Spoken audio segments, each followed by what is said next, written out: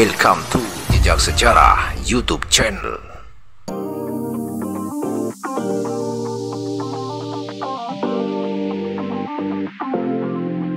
Assalamualaikum warahmatullahi wabarakatuh. Jumpa kembali di channel Jejak Sejarah. Pada video kali ini, Jejak Sejarah akan berbagi pengetahuan tentang kesaktian dari Danang Sutawijaya atau Panembahan Senopati ing Alogo Sayidin Panotogomo.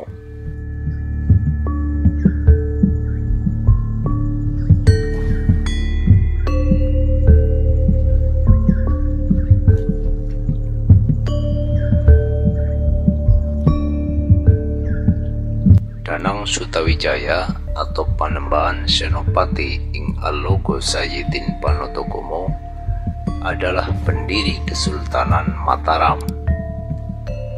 Dia dikisahkan memiliki kesaktian.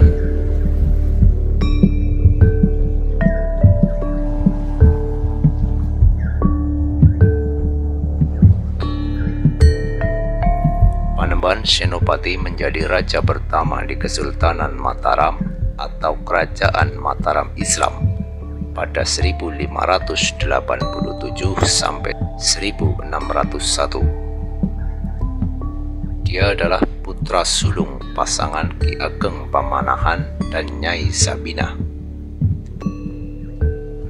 Dikutip dari Wikipedia, menurut naskah-naskah Babat, ayah Senopati adalah keturunan Brawijaya, raja terakhir Majapahit. Ibunya adalah keturunan dari Sunan Giri, salah satu wali Songo. Dia berhasil meletakkan dasar-dasar kerajaan Mataram.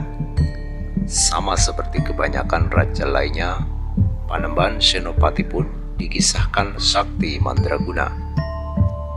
Dalam buku Babat Tanah Jawi, mulai dari Nabi Adam sampai tahun 1647 yang disusun oleh W.L. Olthoff di Belanda tahun 1941 dan dialih bahasakan oleh H.R. Sumarsono, penerbit narasi, dikisahkan ada seorang menteri bernama Ki Bocar yang ingin menjajal kesaktian Panembahan Senopati.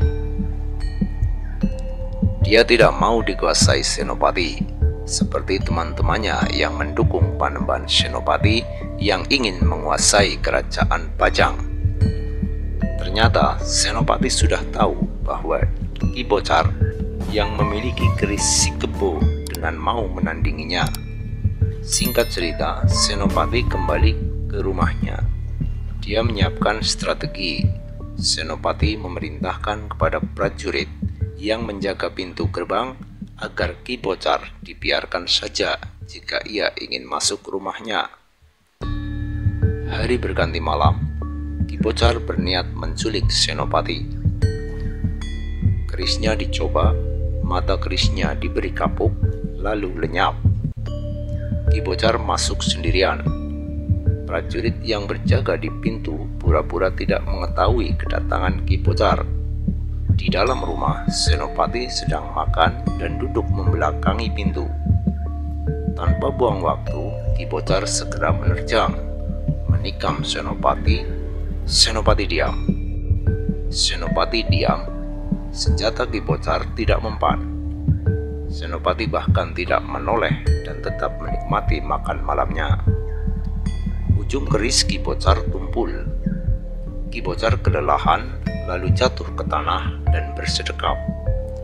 Kerisnya pun menancap ke tanah. Ki Bocar lemah, lalu bersujud serta bertobat. Melihat hal itu, Senopati menoleh seraya berkata, "Kakang Bocar, saya ampuni kesalahanmu dan percayalah padaku." Setelah berjanji setia, Ki Bocar pun pulang. Kisah lain tentang kesaktian Panembahan Senopati adalah saat selesai bertemu Nyi Roro Kidul, Senopati bermaksud kembali ke Mataram.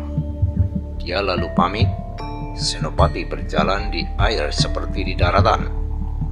Setelah sampai di Parangtritis, Senopati terkejut melihat Sunan Kalijogo duduk tafakur.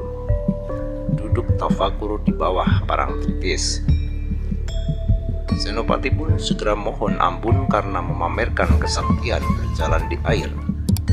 Senopati lalu diingatkan Sunan Kalijogo untuk berhenti memamerkan kedikdayaan yang dimiliki.